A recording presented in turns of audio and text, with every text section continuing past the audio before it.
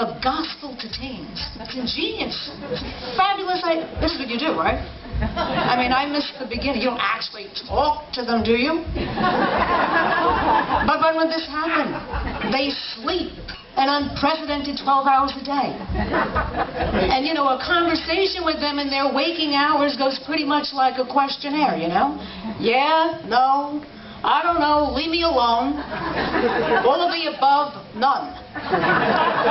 If you're penetrating that, the anointing is on Young Life. Truly. Let me tell you, if these kids are anything like me, they're going to have a lot of questions. I have questions tonight. I have questions about the Bible, how we approach certain people in the Bible, you know, certain circumstances, you know. Now, for instance, how many of you go to Bible studies? All right. You ever notice when we study Adam and Eve? You ever notice when we study Adam and Eve, they're always in the garden? This perfect, beautiful paradise where nothing dies. These two perfect people, the eternal extreme makeovers. Right? I mean, this is what surgeries are for. Everybody's trying to look like Eve. It's all about Eve. No one's aging. Nothing's dying. This isn't real. I think it's time we study these two after they got kicked out.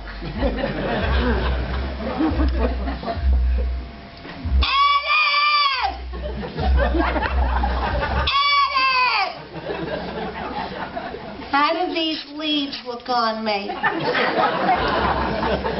Fine. You're not even looking. What color are they? Green. Wrong. Oh, where'd you get those?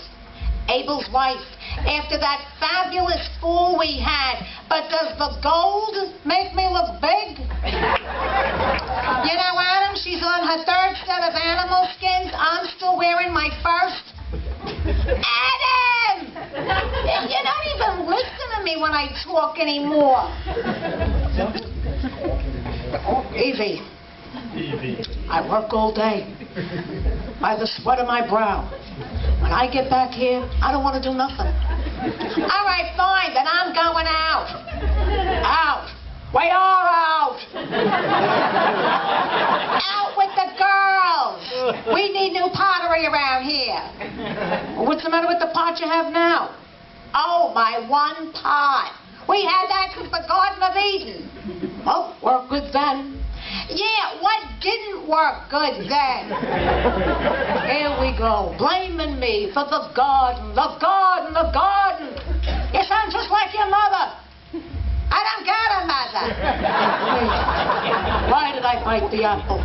Because you were hungry. Don't you remember what happened? I wasn't hungry. Yes, you were. I remember. You had just got back from grooming the Brontosaurus, and you said, oh boy, am I famished. I said, we're going to be banished.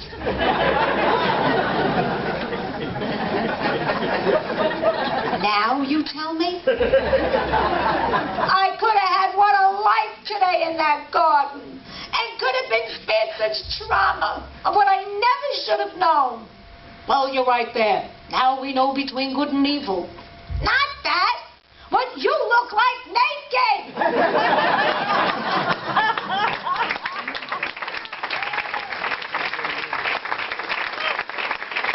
Thank you very much. It's true. We get traumatized by the littlest things, you notice? Like asking your husband to go shopping. I'm not talking about clothes. I mean, they need treatment after that. I'm thinking something small, like, can you pick up an ingredient at the supermarket? You know? I mean, my husband's great in the kitchen, but if I ask him to pick something up at the supermarket, I don't know what happens. I don't know where he goes. I don't know what he's doing.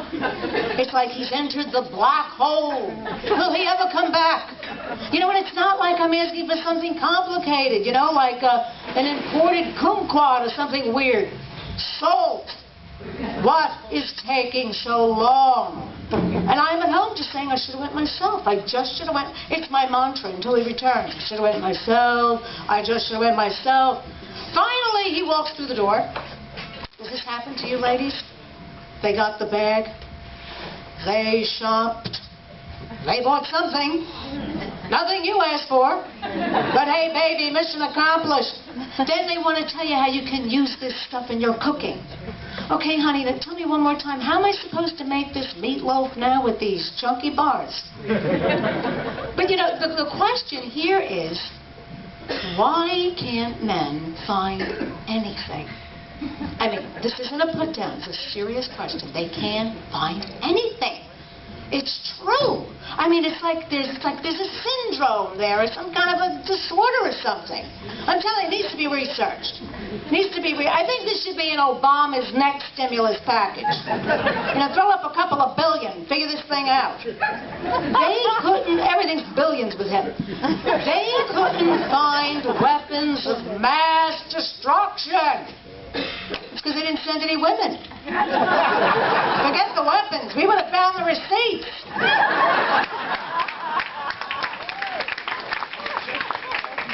But had they invited women, that would mean that they would have to travel with them, and I love traveling with my husband.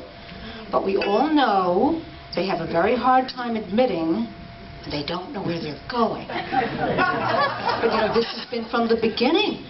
Look at Moses and his wife. Poor thing, Zipporah. Can you imagine traveling like that? 40 years in the desert like that? With your husband like that? Oh.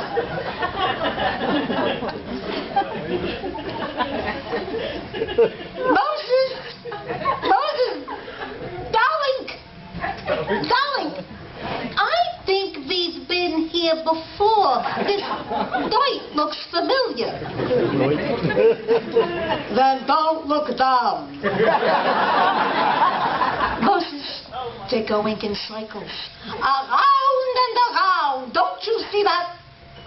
You interrupt my tent meeting with the Lord. For this, let me commune with God. What are you talking to him about all these years?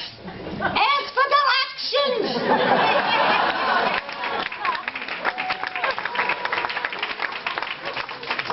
I know where I'm going. Besides, you think it's easy meeting these stiff-necked people? They ask me more sugar questions. I've got to get out of it. I need 10 good men. Get them off my back. Moses, just answer me one question.